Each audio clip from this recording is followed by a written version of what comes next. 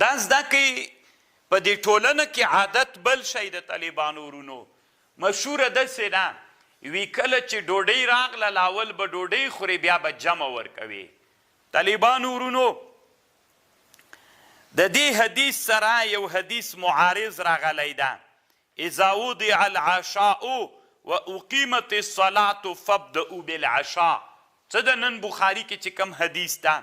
چې کله د ماخوستان ډوډۍ کېښودل سوله جمع م ودرېدله نو اول په چا باندې شروع وکیا په ماخوستان ډوډۍ باندې شروع وکئ اما له دې حدیث سره بل حدیث د ابو داود معارض ده لا تؤخر الصلاة لطعام ولا لغیره طعام دی پاره ډوډۍ وروستی کوئ او نه د غیر دی پاره دا حدیث په ابو داود کې د جابر رضی الله عنه حدیث ده نو اوس دې باب کې د هغه مقصد دا د امام بخاري رحمه الله مقصد رشید احمد گنگوهی رحمه الله وی د هغه حدیث او د دغه د ترجمه الباب حدیث د دې دواړو په مابین کې تطبیق کوي نو حاصل یې داسې د طالبانو ورونو که چېرته سړی ډېر وږی و او ډوډۍ او د لمانځه خبره راغله نو چاته به ترجیح ورکوي ډوډۍ ته ځکه که په مانځه ودرېږي حضور دې نه برابریږي نو بیا څوک جوړیږي حضور دې نه برابریږي چې حضور دې برابر نسو نو بیا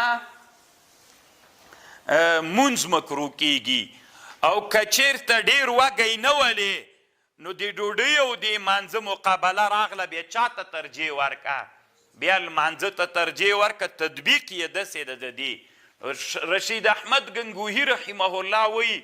امام بخاری رحمه الله په دې باب کې جمع دی چا کوي جمع د احادیثو کوي دا یو طالبانو دا خود گنگوهی رایه سوه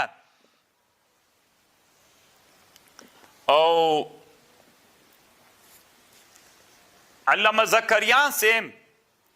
د امام شوکانی نه نقل کړی امام شوکانی وی ظاهر د حدیثو نه داسې معلومیږي چې د ماخوستان ډوډۍ به مخته کوي یعنې که د ډوډۍ او د مانځه وخت خبره راغله اول به ډوډۍ خوري ظاهر د حدیثو نه داسې معلومیږي خو ما درته ویلې د بخاري مقصد خو مو واورېده د موږ د احنافو لوی محقق امام ابو جعفر طحاوي رحمه الله وی دا تنا په روزه کې د طالبانو اذا اقیمت الصلاة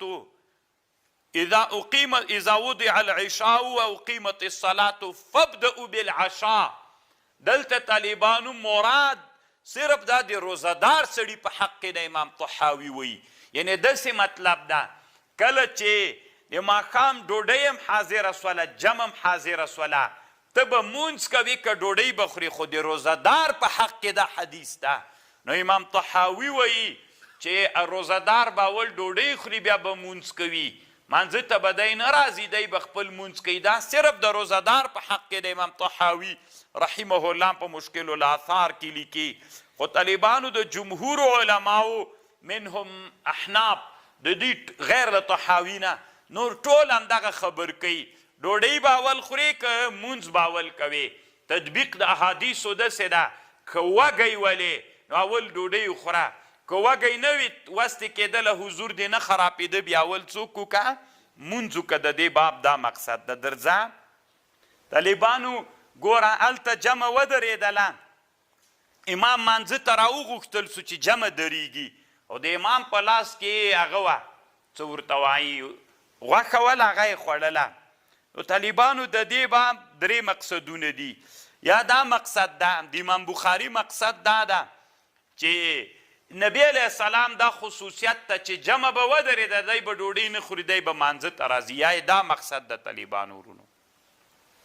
یو دویم مقصد دا ده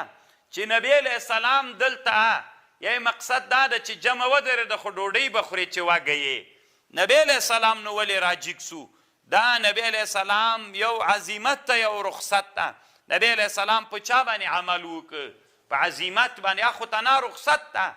کنی اولا خدا ده چې راسې ورته دی دوام یا دلته مقصد دا د طالبانو ورونو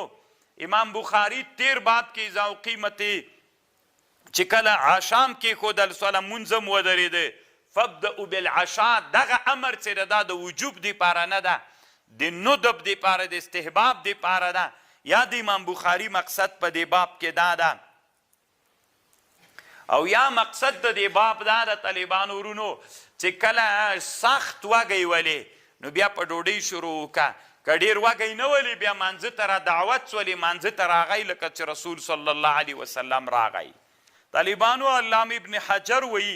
رحمه الله وی د دې باب مقصد دا ده